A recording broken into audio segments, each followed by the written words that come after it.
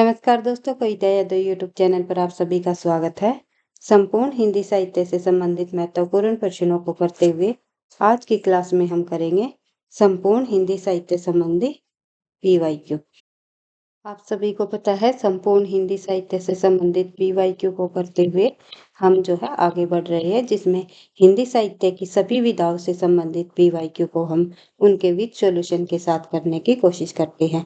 चाहे किसी स्टेट के अंतर्गत होने वाली टीजीटी पीजीटी हिंदी संबंधी परीक्षा हो या फिर एनटीए नेट की परीक्षा हो, एनटीए नेट संबंधी हिंदी की परीक्षा हो या कोई अदर परीक्षा हो जिसमें हिंदी साहित्य संबंधी प्रश्न पूछे जाते हैं, उन सभी विद्यार्थियों के लिए ये क्लास काफी मददगार रहेगी। तो ज्यादा टाइम वेस्ट नहीं करते हुए शुरुआत कर लेते हैं आज की क्लास की। नाटक संबंधी हम पीवाईक्यू को करते हुए आगे बढ़ रहे थे, साथ ही जो है हम एकांकी के भी प्रश्नों को जो है पीवाईक्यू को कर रहे थे। तो इस सीरीज के माध्यम से हम संपूर्ण हिंदी साहित्य के पीवाईक्यू करने की कोशिश करते हैं विद सॉल्यूशन के साथ, ताकि तथ्यों की बार बार रिवीजन होने से आपको परीक्षा में अधिक से अधिक लाभ मिले।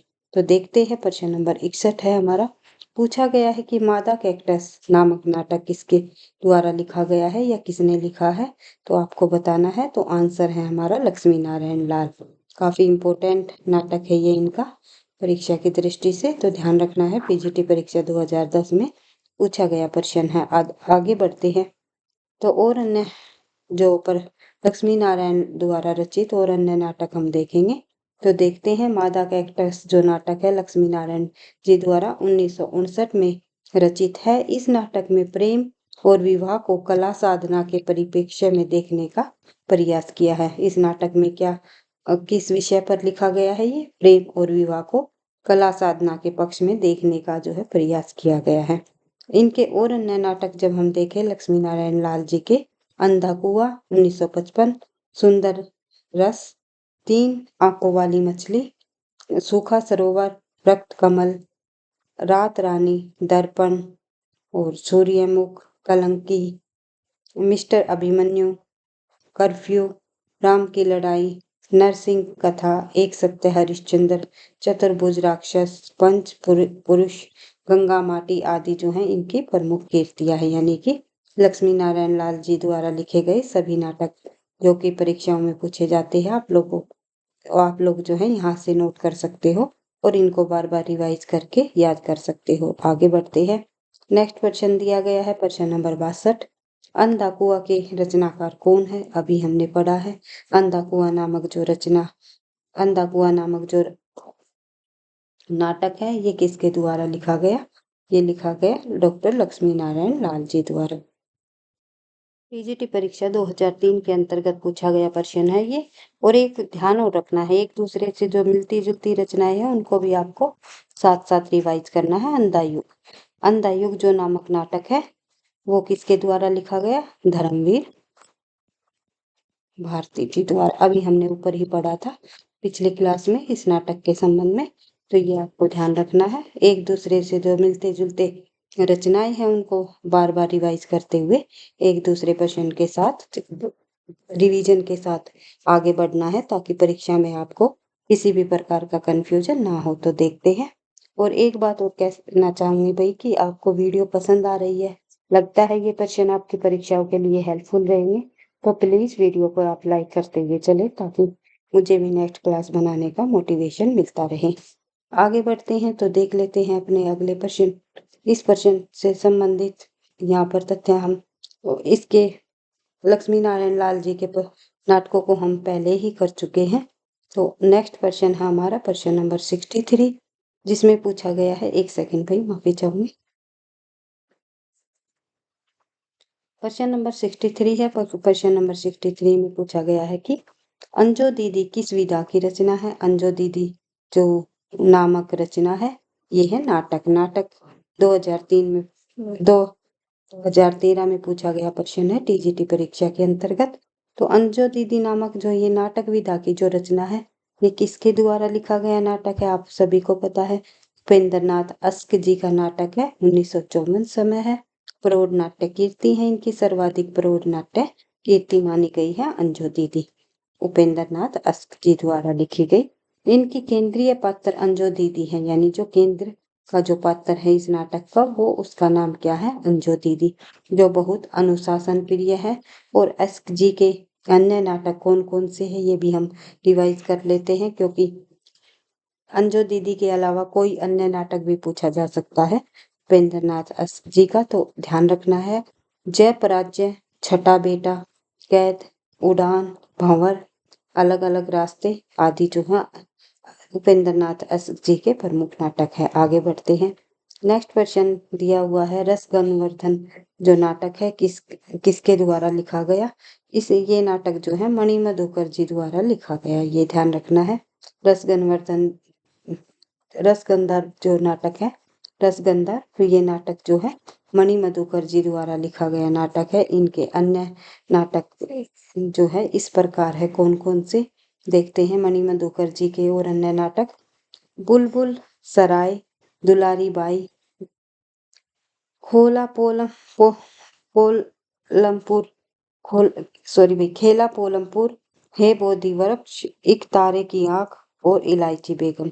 इस प्रकार से मणिमय मुखर्जी के आप लोगों ने इन्हें नाटक देख लिए, तो आगे बढ़ते हैं।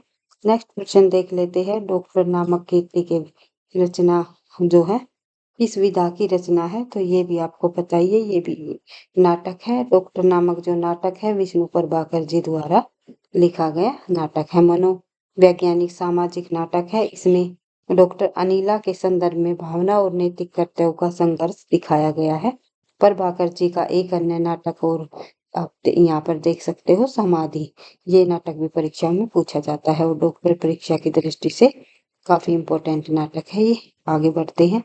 नेक्स्ट क्वेश्चन दिया गया है प्रश्न नंबर 66, डैश को नुक्कड़ नाटक के जनक कहते हैं, तो इनमें से किस लेखक को, किस नाटककार को नुक्कड़ नाटक का जनक माना गया है, तो आंसर हो जाएगा हमारा सफदर हाशमी।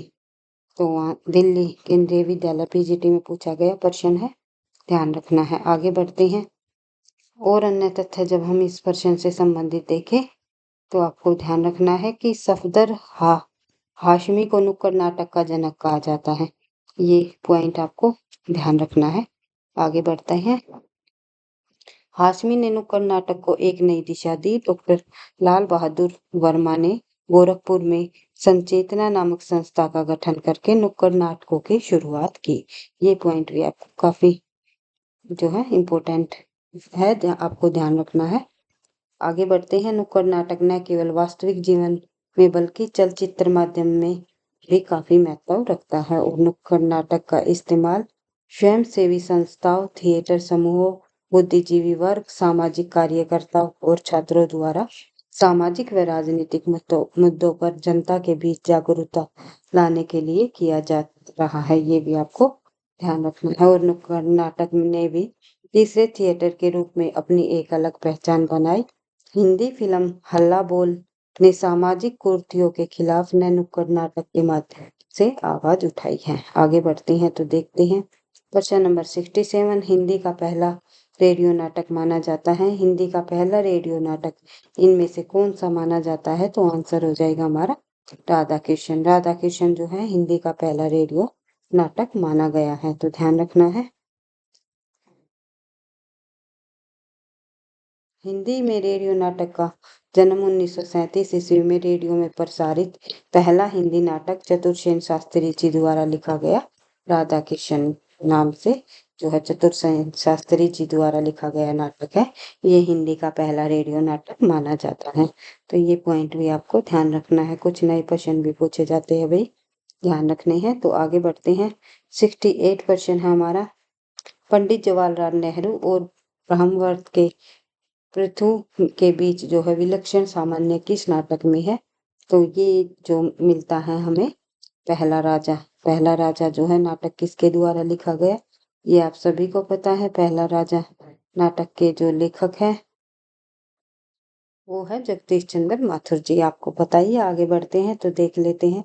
नेहरू युगीन मोहभंग के यथार्थ को 1964 में तुगलक में कन्नड़ रंगकर्मी और नाटककार गिरीश कर्नाड ने माध्यम मध्यकालीन मुस्लिम शासक मोहम्मद बिन तुगलक के रूपक प्रस्तुत किया है। तो 1969 में इसी विषय पर इसी पद्धति में हिंदी नाटककार जगदीश चंद्र माथुर ने पहला राजा नाटक लिखा। खास बात यह है कि दोनों नाटकों में नेहरू युगीन द्वंद्व और चिंता का केंद्र है। तो ये पूछा जा सकता है पहला राजा नाटक का विषय वस्तु क्या रहा।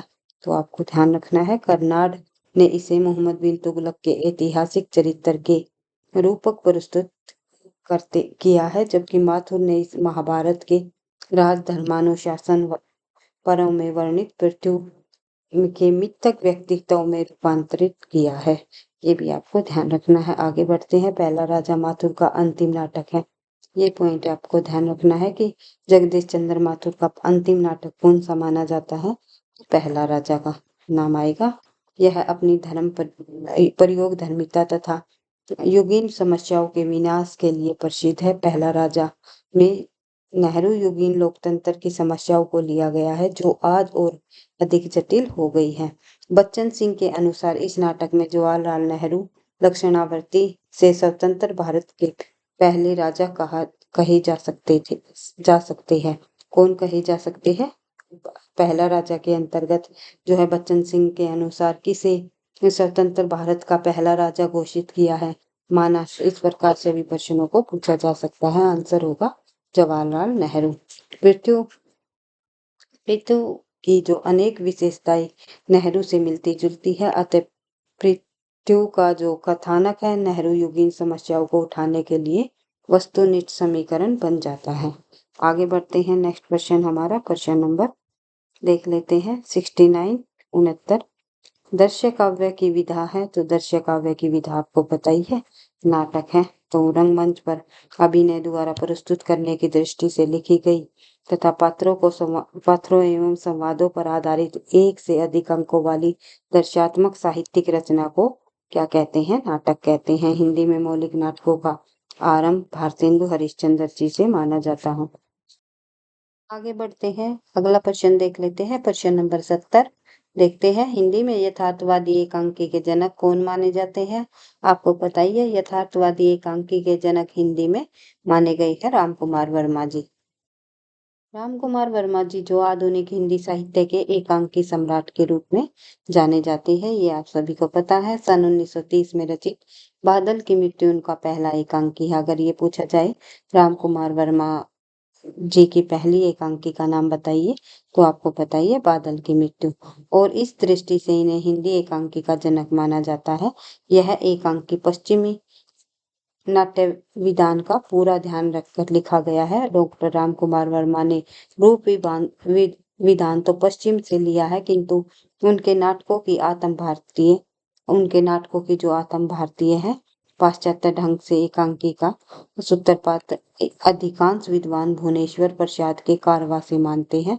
डॉक्टर राम कुमार वर्मा के एकांकी प्रेम और सेक्स की समस्याओं को से संबंधित रहे हैं, ये आपको पता ही है।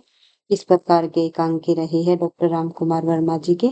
ये एकांकी मानसिक अंतर्द्वंद की आधार भूमि पर यथार्थवादी कलेवर में समाज और जीवन की वस्तु स्थिति तक जो है पहुंचते हैं। पर इन एकांकियों में लेखक को आदर्शवादी सोच इतनी गहरी है कि वे आदर्शवादी झोंक में यथार्थ को मनमाना नाटकीय मोड़ दे बैठते हैं। इसलिए उनके स्त्री पात्र शिक्षा और नए संस्कारों के बावजूद प्रेम और जीवन का मोह त्याग कर प्रेम के लिए उत्कर्ष कर बैठते हैं।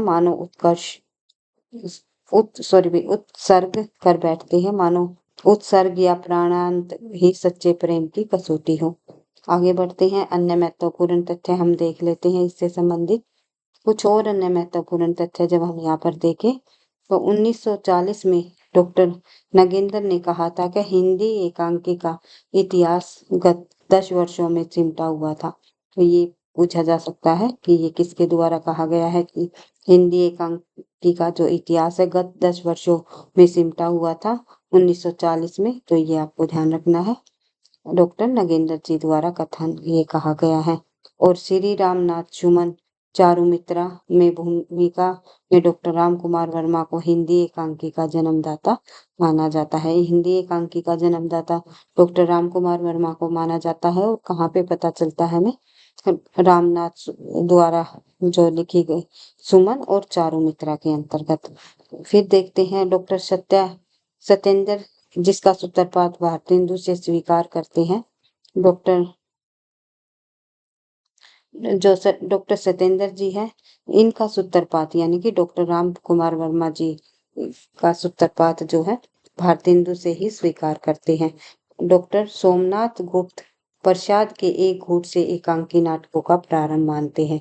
डॉक्टर सोमनाथ जी जो है प्रसाद जी द्वारा लिखे गए एक घूट से एकांकी नाटकों का प्रारंभ मानते हैं। तो हमें ये ध्यान रखना है, एकांकी जो नाटकों का प्रारंभ माना जाता है वो माना जाता है एक गुट से। और जो है अगर ये पूछा जाए एकांकी के जन्मदाता कौन है, तो डॉक्टर राम कुमार वर्मा जी का नाम आएगा।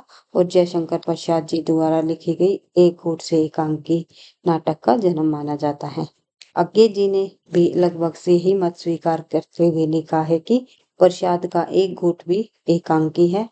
रूप विधान की दृष्टि से वह आधुनिक एकांकी के बहुत निकट है। और ऐसा माना जा सकता है कि आधुनिक एकांकी की परंपरा वहीं से प्रारंभ हुई, यानी कि अज्ञे जी द्वारा भी जो है प्रसाद के द्वारा लिखी गई एक घूट को ही प्रथम एकांकी स्वीकार किया गया है।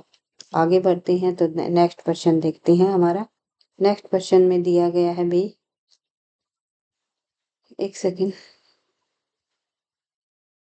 कुछ और अन्य तथ्य है इस प्रश्न से संबंधित, उनको भी हम देख लेते हैं। उदय शंकर भट्ट द्वारा रचित एकांकी संग्रह अभिनव एकांकी 1940 में प्रकाशित हुआ। स्त्री का हृदय, चार एकांकी, समस्या का अंत, धूप शिखा, अंधकार और प्रकाश, आदिम युग, पर्दे के पीछे, आज का आदमी, प्रहसन आदि इनके अन्य एकांकी संकलन है। भुवनेश्वर द्वारा रचित एकांकी तांबे के कीड़े, आजादी की नींद, सिकंदर आदि हैं। आगे प्रश्न हमारा क्वेश्चन नंबर 72 72। रुपया तुम्हें खा गया एकांकी के लेखक कौन है? रुपया तुम्हें खा गया नामक एकांकी जो है भगवती चरण वर्मा जी द्वारा लिखी गई। आगे बढ़ते हैं। रुपया तुम्हें खा गया भगवती चरण वर्मा जी द्वारा लिखी गई एकांकी है। निम्नलिखित में से कौन सा रचना एकांकी है? तो इनमें से नदी प्यासी थी नामक जो ये रचना है ये एकांकी है। आगे बढ़ते हैं तो देख लेते हैं। नदी प्यासी थी धर्मवीर भारती जी द्वारा लिखी गई एकांकी है। जबकि परिंदे गुल की बन्नो कहानियां जिसके लेखक जो है निर्मल वर्मा जी है। परिंदे के लेखक आपको पता ही है, परिंदे नामक कहानी निर्मल वर्मा जी द्वारा लिखी गई और गुल की बन्नो नामक कहानी धर्मवीर भारती जी द्वारा लिखी गई। बल्कि सुहाग के नूपुर जो है ये अमृत लाल नागर जी द्वारा लिखा गया उनका उपन्यास है। ये भी आपको ध्यान रखना है। सुहाग के नूपुर जो है अमृतलाल नागर का उपन्यास है। गुल की बन्नो धर्मवीर भारती की कहानी है। और परिंदे जो है निर्मल वर्मा जी की कहानी है। आगे बढ़ते हैं। प्रश्न नंबर 74 देख लेते हैं। प्रकाश और परछाइयां किस एकांकीकार की रचना है? प्रकाश और परछाइयां नामक जो रचना है वो है विष्णु प्रभाकर जी द्वारा लिखी गई एकांकी। आगे बढ़ते हैं। विष्णु प्रभाकर जी की एकांकी संग्रह देख लेते हैं। बाहर एकांकी, 10 बजे रात, ये रेखाएं ये दायरे, ऊंचा पर्वत गहरा सागर, प्रकाश और परछाइयां, मेरे प्रिय एकांकी, मेरे श्रेष्ठ रंग एकांकी, ये सभी एकांकी विष्णु प्रभाकर जी द्वारा लिखी गई है। आगे बढ़ते हैं तो नेक्स्ट क्वेश्चन देख लेते हैं। कबूतर खाना नामक जो रचना है एकांकी है, ये किसके द्वारा लिखी गई? वेरी वेरी इंपॉर्टेंट प्रश्न है भाई, कई परीक्षाओं में पूछा गया प्रश्न है, तो ध्यान रखना है। कबूतर खाना जो है जगदीश चंद्र माथुर जी द्वारा लिखी गई एकांकी है। और जगदीश चंद्र माथुर जी के जैसे शारदिया, कोणार्क नामक जैसे उनके प्रसिद्ध नाटक रहे हैं। नाटक के क्षेत्र में ये इन्होंने काफी प्रसिद्धि प्राप्त की है। और कबूतर खाना नामक इनके द्वारा लिखी गई एकांकी है। आगे बढ़ते हैं। जगदीश चंद्र माथुर की एकांकी कबूतर खाना, मकड़ी का जाला, भोर का तारा, ओ मेरे सपने, घोंसले, रीढ़ की हड्डी, खंडहर आदि है। ये आपको ध्यान रखना है। इनकी एकांकी और इनके नाटक जगदीश चंद्र माथुर जी के परीक्षा की दृष्टि से वेरी वेरी इंपॉर्टेंट है। आगे बढ़ते हैं तो देख लेते हैं प्रश्न नंबर 76। उपेंद्र नाथ अस्क जी द्वारा जोंक किस प्रकार की एकांकी है? तो जोंक नामक एकांकी किसने लिखी? उपेंद्र नाथ अस्क जी ने, और ये इनकी सामाजिक व्यंग्य पर आधारित एकांकी है। 2010 में पूछा गया प्रश्न है टीजीटी हिंदी के अंतर्गत। तो देखते हैं इस प्रश्न से संबंधित कुछ और अन्य तथ्य। उपेंद्र नाथ अस्क जी जोंक एक सामाजिक एकांकी है जो हास्य व्यंग्य प्रधान है। तूफान से पहले, चरवाहे आदि इनकी प्रसिद्ध एकांकियां हैं। देवताओं की छाया में पर्दा उठाओ, पर्दा गिराओ, अंधी गली और 25 श्रेष्ठ एकांकी उनके एकांकी संग्रह हैं। लक्ष्मी का स्वागत, पापी और सूखी डाली में कौटुंबिक व्यवस्था को नए दृष्टिकोण से देखा गया है। विवाह का दिन एक प्रहसन है इनका, ये भी आपको ध्यान रखना है। आगे बढ़ते हैं। अन्य महत्वपूर्ण तथ्य जब हम देखें, उपेंद्र नाथ अस्क ने विशेष रूप से सामाजिक श्रेणी के एकांकियों की रचना की है। इनकी कैसा साहब कैसी बीबी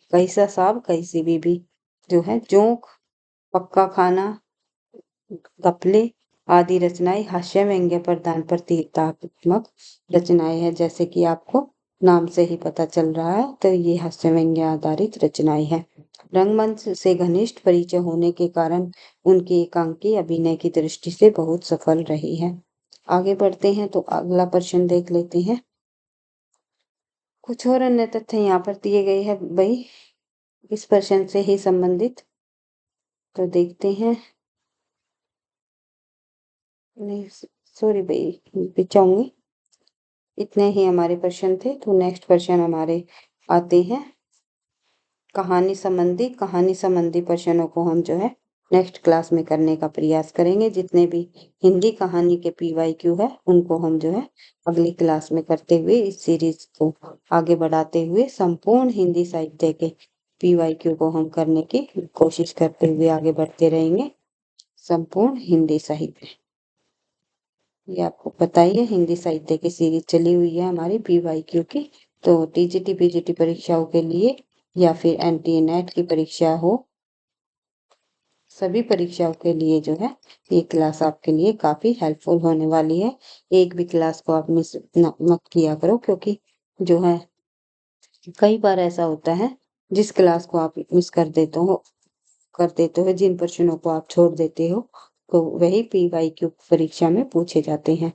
तो आपको ध्यान रखना है, सभी पीवाईक्यू को बार बार रिवाइज करते हुए आगे बढ़ना है। कुछ वीडियोस में जो है इनकी जो है कंबाइन भी करके लेकर के आऊंगी। मैराथन क्लास को भी हम करने की कोशिश करेंगे। एक बार फिर से पीवाईक्यू को की रिवीजन करेंगे। अगर आप चाहोगे तो आप कमेंट बॉक्स में लिख के बता सकते हो कि जो है किस प्रकार से मैंने क्लास लेकर के आनी चाहिए, और अन्य में जिससे कि आपके अधिक से अधिक तथ्य बार बार रिवीजन होते रहे और अधिक से अधिक आपके पास प्रश्नों का संग्रह होता रहे, मिलता रहे प्रश्नों के। जितना भी अधिक से अधिक आप प्रश्नों को करोगे उतना ही आपको लिए परीक्षा में मददगार साबित होगा। तो आपको ध्यान रखना है सभी, क्योंकि जो हमारी सफलता है, सफलता का राज क्या है? निरंतर अभ्यास। निरंतर अभ्यास के साथ साथ अगर आप क्लास को या कंटेंट को बिल्कुल जो है अच्छे से समझते हुए करते हुए चलोगे, सबसे पहले जो है समझ के साथ कंटेंट को करना है। फिर उसके बाद जो है आप लोगों को उसी चीज को बार बार रिवीजन करना है। उसके बाद जो है तीसरे नंबर पर जो है रिवीजन के साथ साथ आपको जो है प्रश्नों की अधिक से अधिक प्रैक्टिस करनी है। पीवाईक्यू को करना है, साथ ही एमसीक्यूज को भी करते हुए चलना है। जितनी आप अधिक से अधिक प्रैक्टिस, रिवीजन और जो है समझ, इन तीनों के आधार पर ही जो है आपको क्या मिलने वाली है? सफलता। एक पॉइंट भी अगर इनमें से आप लोगों ने छोड़ दिया तो आपके परीक्षा में बाधा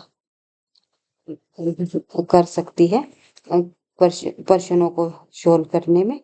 तो आपको ध्यान रखना है, क्योंकि मैं आपको हमेशा ये बात बोलती हूँ, जितना अधिक से अधिक बार रिवीजन करोगे, तथ्यों को समझ करके करते हुए आगे बढ़ोगे, उतना ही आपके लिए हेल्पफुल रहेगा। तो अंत में सिर्फ मैं इतना कहना चाहूंगी, जो भी बच्चा टीजीटी पीजीटी हिंदी परीक्षा की तैयारी कर रहे हो, उनके लिए तो ये क्लास है जो है हेल्पफुल है ही, साथ ही उन सभी विद्यार्थियों के लिए भी मददगार साबित होगी जिस भी परीक्षा में हिंदी साहित्य संबंधी प्रश्न पूछे जाते हैं। वीडियो आपको पसंद आती है तो आपको लाइक करते हुए साथ में कमेंट भी करके मुझे बताना है, ताकि मुझे भी नेक्स्ट क्लास बनाने का मोटिवेशन मिलता रहे। पढ़ते रहना, आगे बढ़ते रहना। थैंक यू, धन्यवाद।